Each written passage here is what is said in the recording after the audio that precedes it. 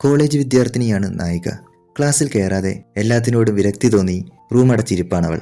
അന്തർമുഖിയായ അവളുടെ ഏക വിനോദം എന്നത് നോവൽ വായിക്കുക എന്നതാണ്. ഇപ്പോൾ താൻ വായിക്കുന്ന നോവൽ 3-4 എഡിഷനായി കഴിഞ്ഞു.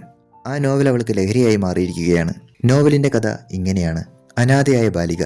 അവളെ കൈക്കുഞ്ഞായിരിക്കുമ്പോഴേ മാതാപിതാക്കൾ വലിച്ചെറിഞ്ഞതാണ്. അങ്ങനെ കഷ്ടതയിൽ വളരുമ്പോഴാണ് ഒരു യാത്രികനെ അവൾ സഹായിക്കുന്നത്.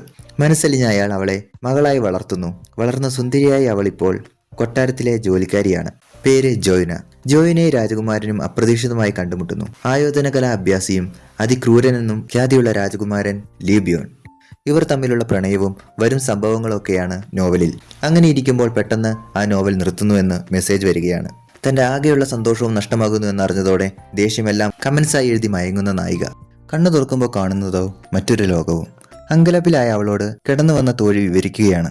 നിങ്ങൾ രാജ്യത്തെ മന്ത്രിയുടെ 4ാമത്തെ സന്തതിയും ഒരേയൊരു പുത്രിയുമായ ചാ സോൺ ചക് ആണെന്ന്. ഈ പേര് താൻ എവിടെയോ കേട്ടിരിക്കുന്നു. അതെ, താൻ വായിക്കുന്ന നോവലിലെ ഒരു കഥാപാത്രമാണ്. പുറത്തേക്കോടിയെ അവൾക്ക് അത് വിശ്വസിക്കേണ്ടതായി വരുന്നു. താൻ നോവലിൽ അകപ്പെട്ടിരിക്കുന്നു. ആകെ പരിഭ്രമിച്ചെങ്കിലും പിന്നീട് അവൾ അത് ആസ്വദിക്കാൻ തീരുമാനിക്കുന്നു. താൻ വായിച്ചു കണ്ട ലോകം അനുഭവിക്കാൻ ആരംഭിക്കുകയാണ്. വായിച്ച കഥാപാത്രങ്ങളെല്ലാം അവൾ നേരിട്ട് കാണുകയാണ്. മന്ത്രിയും അച്ഛനുമായ ചാ ഹോഹിയോ, ദുഷ്ടയായ ഹ്വാസിയോൺ, രാജകുമാരൻ ലീബിയോൺ, അദ്ദേഹത്തിന്റെ തോഴൻ സോഗിയോ, തന്റെ എത്രയും പ്രിയപ്പെട്ട കഥാപാത്രമായ ജോയിന.